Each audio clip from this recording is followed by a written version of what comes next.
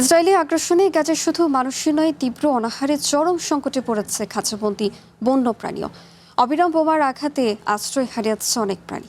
বারবার বাস্তুচ্যুত হয়ে এসব অবলা পশুর বেঁচে থাকা এখন এক কঠিন পরীক্ষা। ধ্বংসস্তূপের মাঝে অবলা প্রাণীদের রক্ষা করে এক মানবিক লড়াইয়ের গল্প। নগদ নিয়ে এলো হার না মানা হার অফার। সর্বনিম্ন 10,000 টাকা রেমিটেন্স নগদে পাঠালে থাকছে স্বর্ণের হার জেতার সুযোগ।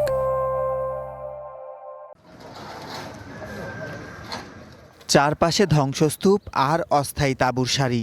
অবরুদ্ধ গাজায় রোজই যেখানে মানুষের প্রাণ বাঁচানো কঠিন, সেখানে খাঁচার ভিতর ঢুকছে এই অবলা প্রাণীগুলো। নিরবচ্ছিন্ন বোমাবর্ষণ আর তীব্র খাদ্যাভাবে নিস্তেজ হয়ে পড়েছে চিড়িয়াখানার পশু পাখিও। রাফা থেকে খান ইউনিস, হামলা বাড়লেই ঠেলাগাড়িতে প্রাণীগুলো নিয়ে ছোটেন মালিক মাহমুদ গোমা। একের পর এক এলাকা থেকে সরে যেতে গিয়ে অনেক প্রাণীকে হারালেও হাল ছাড়েননি। শেষ সম্বলটুকু নিয়ে আশ্রয় নিয়েছেন নুসাইরাতে।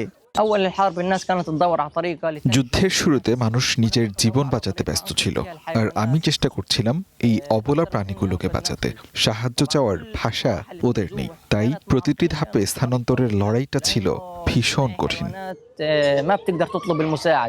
বিশেষজ্ঞদের মতে বোমা হামলার বিকট শব্দ মানুষ হয়তো সহজে সয়ে নেয়, কিন্তু সিংহের মতো বন্যপ্রাণীরা সূক্ষ্ম কম্পন ও শব্দ গভীরভাবে অনুধাবন করায় চরম মানসিক ট্রমার শিকার হন। তার উপর মিলছে না প্রয়োজনীয় ঔষধ ও চিকিৎসা। তাজা মাংসের বদলে হিমায়িত খাবার দেয়ায় দেখা দিচ্ছে মারাত্মক স্বাস্থ্য ঝুঁকি। চরম অপুষ্টিতে ভুগে জন্মের পরপরই মারা যাচ্ছে নবজাতক ছানা।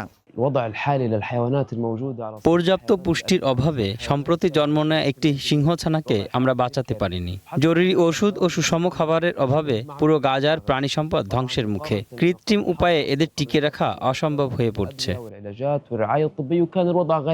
বেসামরিক অবকাঠামো এবং বন্যপ্রাণীর ওপর যুদ্ধের এই মারাত্মক প্রভাব নিয়ে আন্তর্জাতিক গণমাধ্যমের পক্ষ থেকে জানতে চাওয়া হলেও ইসরায়েলি সামরিক বাহিনীর তরফ থেকে তাৎক্ষণিক কোনো মন্তব্য পাওয়া যায়নি। ধ্বংসস্তূপ আর চরম অনিশ্চয়তার মাঝেও গাজার নুসাইরাতে অবলা এই প্রাণীদের বাঁচিয়ে রাখার চেষ্টা যুদ্ধবিধ্বস্ত জনপদে টিকে থাকার এক অনন্য মানবিক দৃষ্টান্ত। সুলাইমান সবুজ, ওয়ান ইন্টারন্যাশনাল ডেস্ক।